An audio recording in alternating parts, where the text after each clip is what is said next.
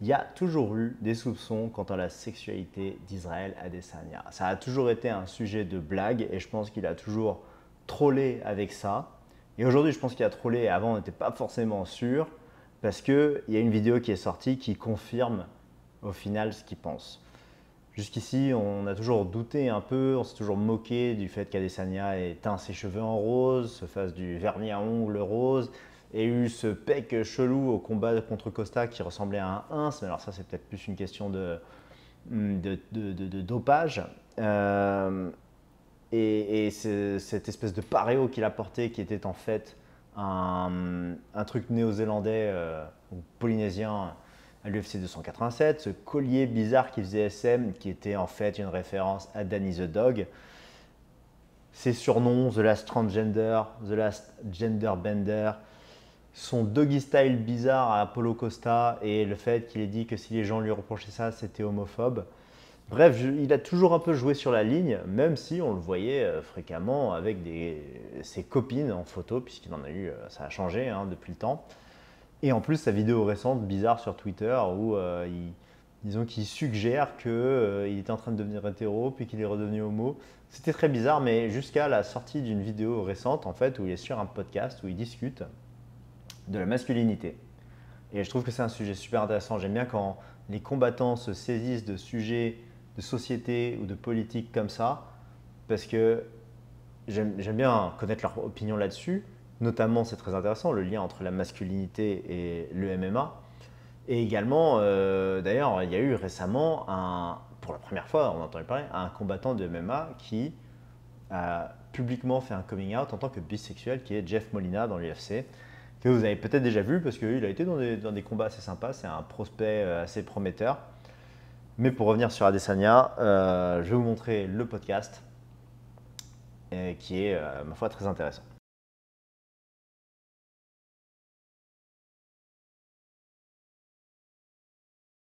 Dans ce podcast, en gros, il va faire l'éloge de Andrew Tate, qui est très controversé, David Goggins et de Jordan Peterson, qui est lui aussi très controversé. Donc si vous ne savez pas qui sont ces gens, David Goggins, Andrew Tate et Jordan Peterson, Jordan Peterson, c'est un intellectuel voilà, qui théorise la masculinité. Andrew Tate, lui, c'est plus un influenceur, ancien kickboxer qui est très polémique, qui, on va dire, a à peu près le même discours, mais en beaucoup plus street, beaucoup plus ghetto.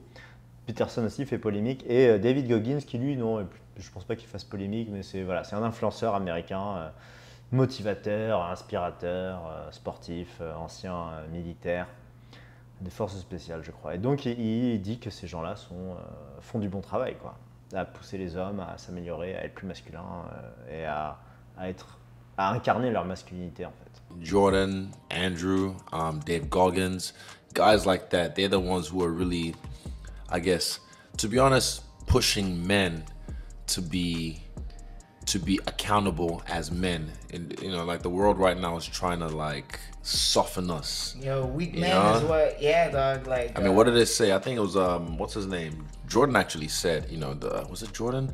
Like how you back in the day that if someone like the kings and whatnot want to stop an uproar or uprising, they'd kill all the fighting age males. Yeah, the 20. Yeah, like the 20, Yeah. the fighting age. Kill them. And Can't kill them right now. So what do?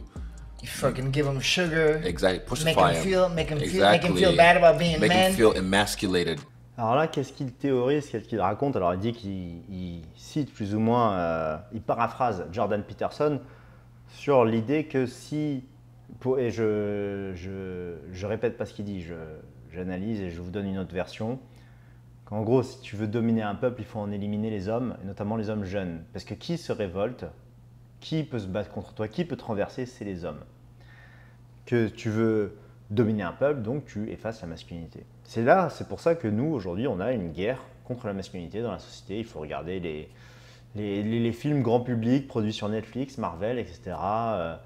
C'est de plus en plus l'homme fort dans la vingtaine, trentaine, quarantaine, c'est le méchant, ou c'est pas le gentil c'est une fille, le héros c'est une fille. De plus en plus, on détruit cette image de l'homme. Et en plus, on prétend que être masculin, vouloir protéger, vouloir fournir, c'est être toxique. On théorise que de la masculinité qui devrait être normale, en fait, devient de la masculinité toxique. On appelle ça toxique. Et donc, ce qu'il dit là aussi, c'est que de nos jours, en gros, au Moyen-Âge, qu'on aurait fait pour éviter une révolte dans un peuple qu'on domine, c'est d'éliminer tous les hommes en âge de se battre. Et aujourd'hui, on ne peut pas faire ça, donc qu'est-ce qu'on fait? On les féminise. On rend les hommes inoffensifs, incapables de penser par eux-mêmes et de se battre pour eux-mêmes. These comments did not go down well with Izzy's diverse fan base, who lashed out at him for praising the controversial Andrew Tate. Et c'est là où cette vidéo, elle part en cacahuète, parce que évidemment, il va citer des fans et dire les fans s'en prennent à Israël et Adesanya, les fans sont mécontents contre Adesanya, alors qu'on sait très bien que la plupart des gens sont tout à fait d'accord avec lui. Il y a une guerre contre la masculinité. Le but de cette guerre contre la masculinité, d'éliminer la masculinité, qu'est-ce que c'est? C'est de rendre les individus inoffensifs. D'ailleurs, dans cette guerre, on indifférencie les sexes, on te fait croire que tu peux passer d'homme à femme et de femme à homme, que en fait, homme et femme, c'est des constructions sociales, ça ne veut plus rien dire, et que un mec qui se prend pour une meuf peut faire des combats de MMA contre des meufs en tant que meuf, et du coup, éclater les meufs, c'est normal. Regardons ces soi-disant réactions de débiles mentaux, et on va rigoler un petit peu. Rob Gooderham said, I kind of get where Izzy coming from with regards to there is a backlash towards masculinity, and that and toxic masculinity are different. Not sure. Andrew Tate is the guy you want to point to as being a great example of someone redefining masculinity. Bon, là encore, ça va. On peut comprendre. Voilà, Andrew Tate, il y a des choses avec qui je suis d'accord et d'autres je suis pas d'accord, mais je comprends ce qu'il veut dire et c'est pas vénère. Maintenant, ceux avec quoi je suis pas d'accord avec Andrew Tate, c'est certainement pas les mêmes choses que reprochent les médias mainstream. Aussi, il faut comprendre, je pense que beaucoup de gens voyaient dans Adesanya quelqu'un qui justement brouillait les lignes entre masculin et féminin, alors que c'était surtout, il aimait bien troller, mais c'était pas un progressiste comme on peut le penser. On le voit là qu'en fin de compte, il montre une mentalité, une pensée plutôt conservatrice, plutôt de droite. Ray Jr. said, you know, in Tate's eyes, you're part of the guys used to soften men with the nail polish and dresses you be wearing. LOL. Justement, là, c'est là où c'est une vision complètement étriquée de la masculinité. C'est que justement, Adesanya peut se permettre de jouer avec ces symboles-là, ces représentations-là, parce que justement, de l'autre côté, c'est un combattant de MMA, c'est un champion, il rentre dans la cage pour vivre et il a tout réussi dans la vie. Donc, le mec qui écrit ce commentaire, il a 70 de QI, je dirais, parce qu'il ne comprend pas qu'il y a des nuances et que ça peut aller au-delà. C'est pas le fait d'avoir teint tes cheveux en rose qui fait que t'es pas masculin. C'est pas ça uniquement. C'est un ensemble de choses et le contexte dans lequel ça s'inscrit. Raid said, bigger L than the Powhatan losses. Ouais, alors là, encore bouffon. Plus grosse défaite. En fait, toi, t'as fait quoi dans ta vie, mec?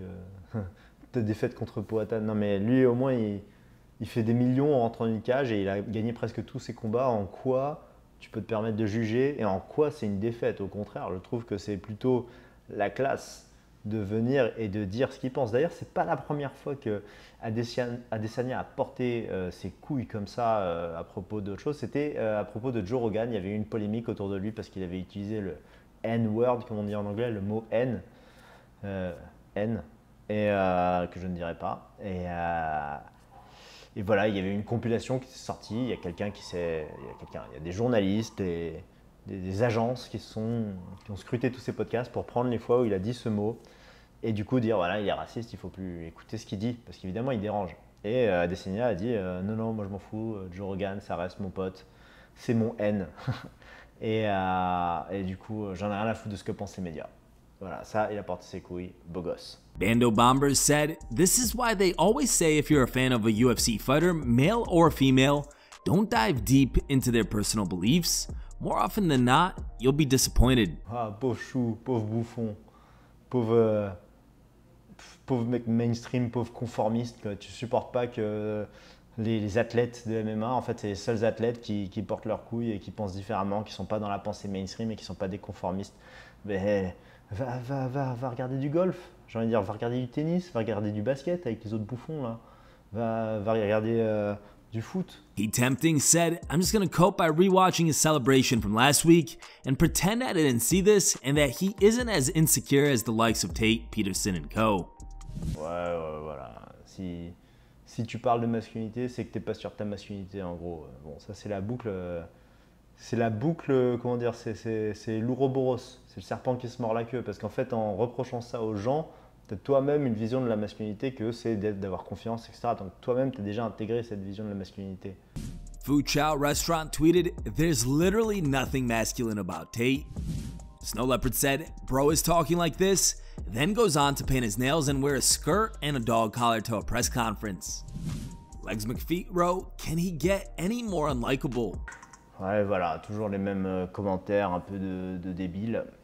Moi, je trouve ça super intéressant. J'adore qu'Adesanya soit saisi d'un sujet comme ça. D'ailleurs, c'est pas le seul à parler un petit peu de faits de société et de politique. Il y a eu également Masvidal, il y a Holly Holm qui a récemment pris la parole dans l'octogone pour dire que, que les drag queens, les LGBT essayent de s'immiscer dans l'éducation des gosses à l'insu des parents. C'est honteux et elle a bien raison. Voilà, c'est intéressant, ça pourrait être l'objet d'une autre vidéo, voir comment ça se fait que dans l'UFC, dans le MMA, et c'est le seul sport où c'est comme ça, les athlètes, ils sont ouvertement conservateurs, de droite, anticonformistes. Aucun autre sport ne fait ça. Tous les autres sports, les gens sont très conformistes. Les athlètes se soumettent, c'est comme les stars, ils se soumettent à l'ordre dominant, à la pensée dominante pour pouvoir passer.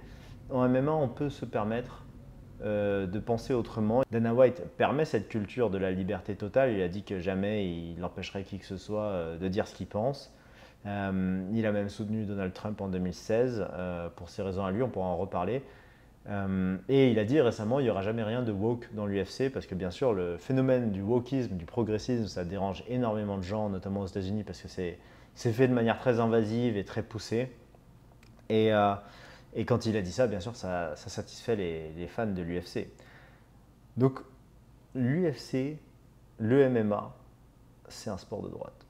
J'en ai bien l'impression, la plupart des athlètes sont très à droite.